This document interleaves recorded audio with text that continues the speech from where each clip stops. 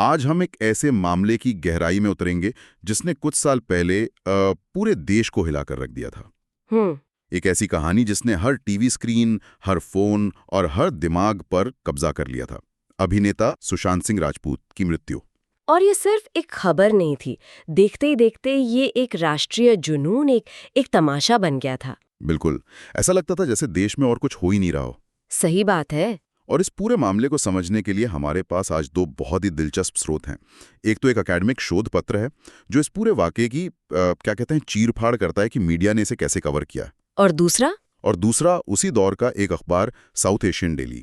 ये एक time machine की तरह हमें सीधे अक्टूबर 2020 के माहौल में ले जाएगा। तो आज हमारी पड़ताल का मकसद सिर्फ पुरानी खबरों को दोहराना नहीं है।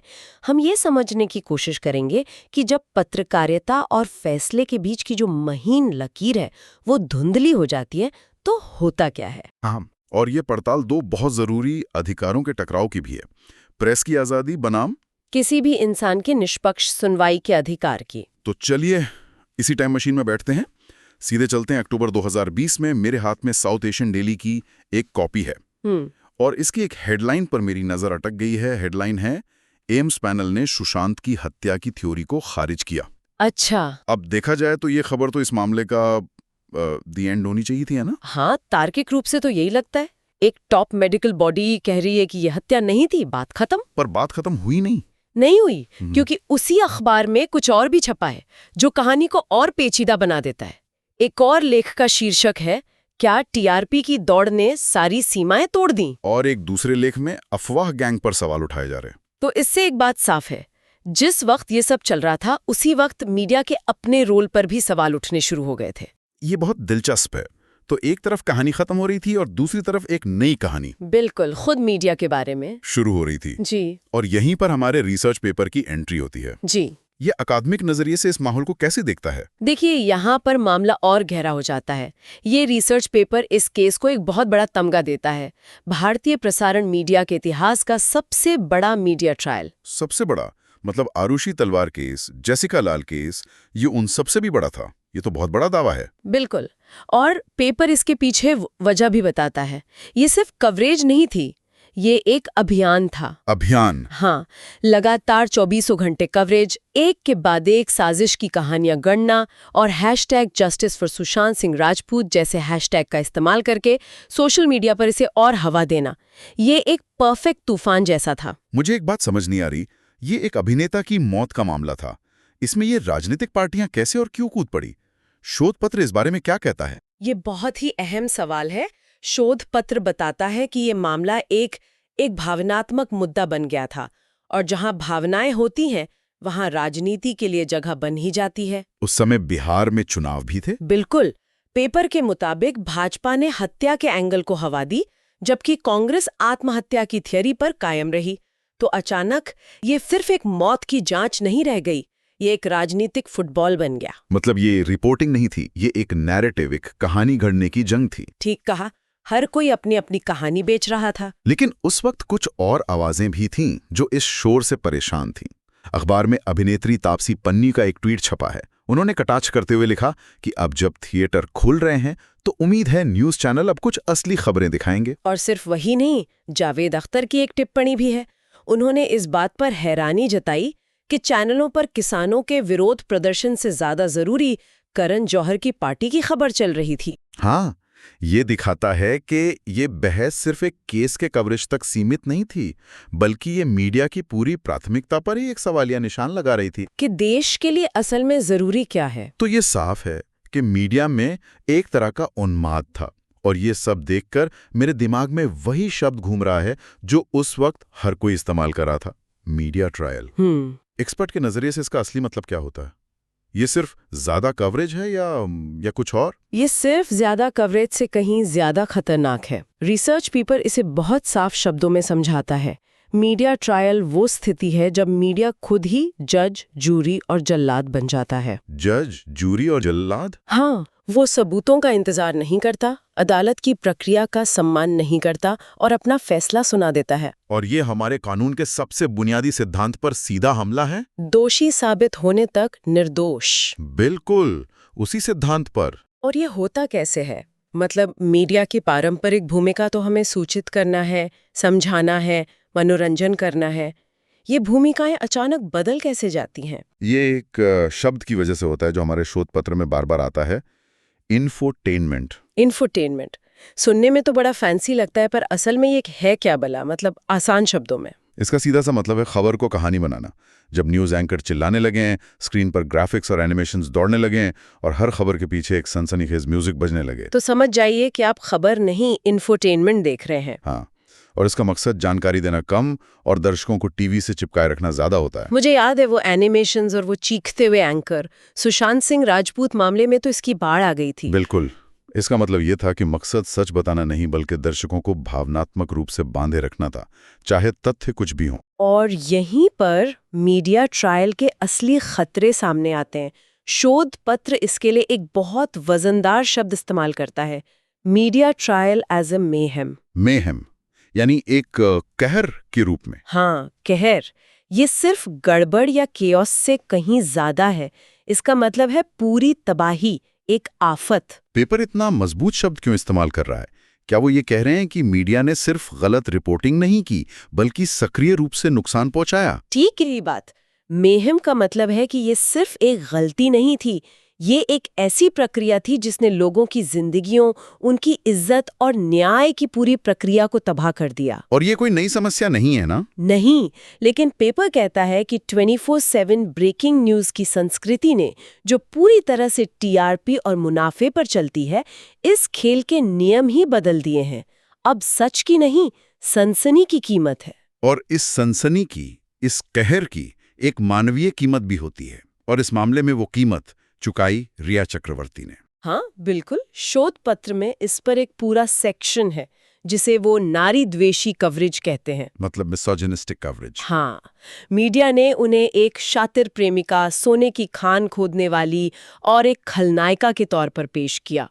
रातों रात उन्हें विलेन बना दिया गया। बहस इस बात पर नहीं थी कि सबूत क्या है, बहस इस बात पर थी कि उनका चरित्र कैसा है। ये बहुत परेशान करने वाला है।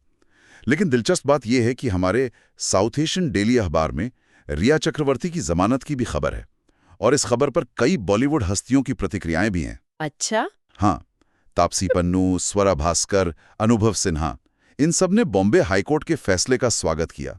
ये दिखाता है कि इंडस्ट्री के अंदर भी इस मीडिया कवरेज को लेकर एक गहरी दरार थी।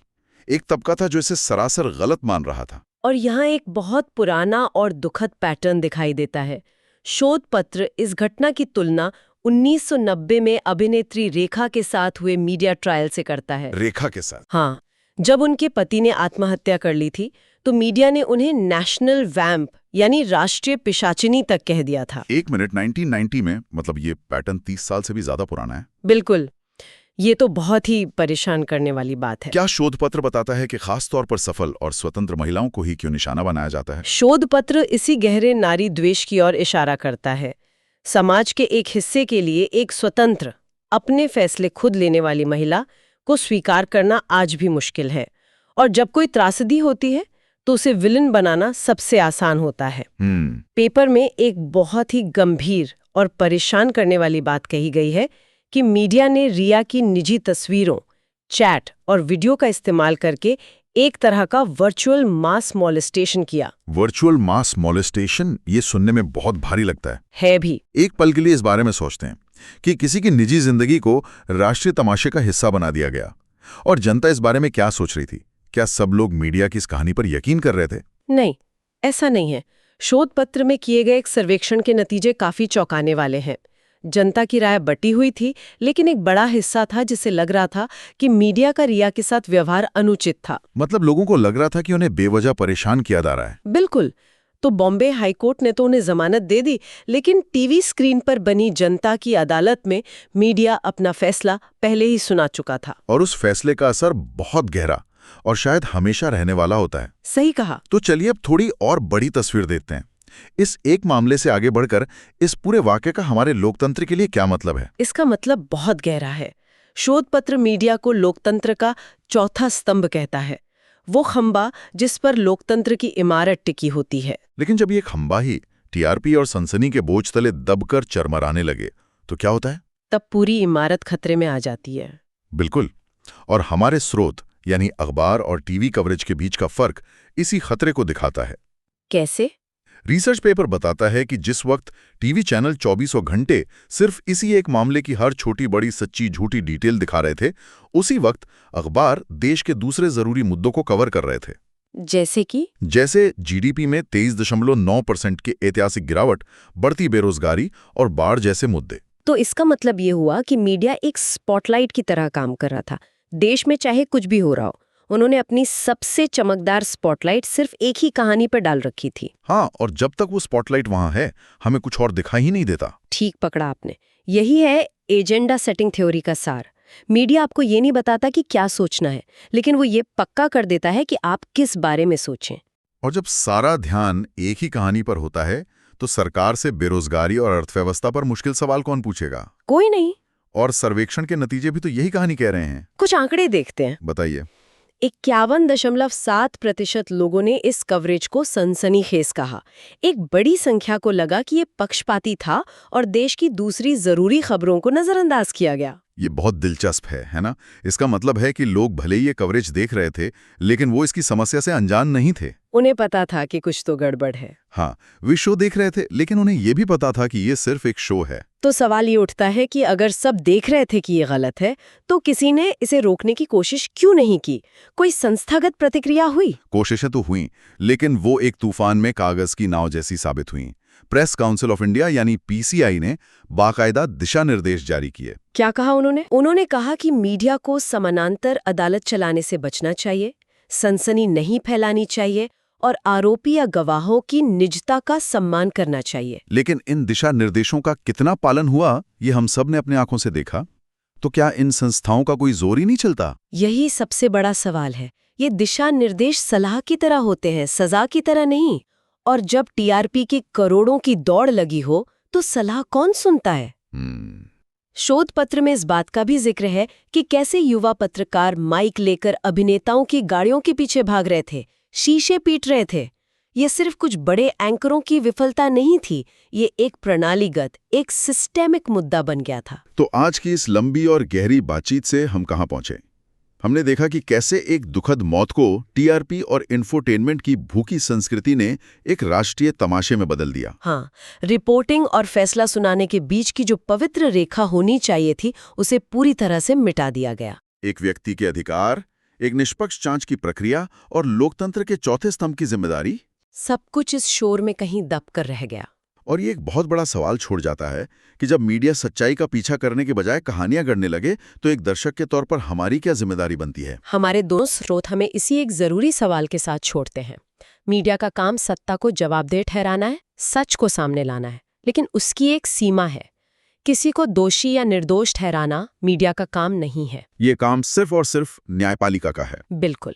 और इसी के साथ हम अपने श्रोताओं के लिए एक विचार छोड़ना चाहते हैं। शोध पत्र इस विचार के साथ खत्म होता है कि मीडिया कौन सी कहानियां सुनाना चाहता है, ये एक संपादकीय विकल्प है। तो श्रोताओं के लिए अंतिम विचार ये है, एक ऐसे युग में जहां हम सब मीडिया के उपभोक्ता हैं, हम उस संपादकीय विकल्प को कैसे प्रभावित कर सकते हैं? जब हम कुछ क्लिक करते हैं, देखते हैं और साझा करते हैं, तो क्या हम जिम्मेदार पत्रकारिता की मांग कर रहे होते हैं, या हम अनजाने में उसी सनसनी को और बढ़ावा दे रहे होते हैं जिसकी हम आलोचना करते हैं?